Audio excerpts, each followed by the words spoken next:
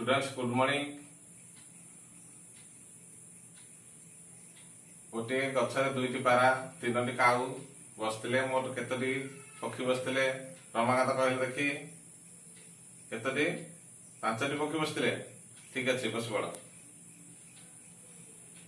सोनम कहले देखी तुम क्लास रे बालक 15 जन और बालिका 10 जन अच्छा मोट केते छात्र अच्छा केते 25 जन। आज आम मिशाण काम शिखा मुझे देख केते लिखली संपूर्ण कहल 25 25 रे आम मिसेबा 14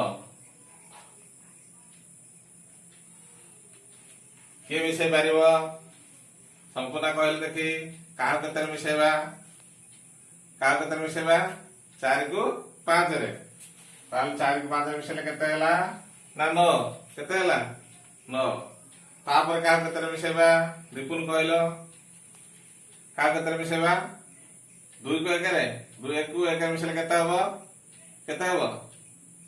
3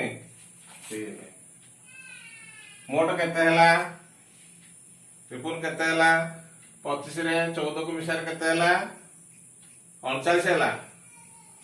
ठीक अछि मु आउ केते मिसान दउजी करबो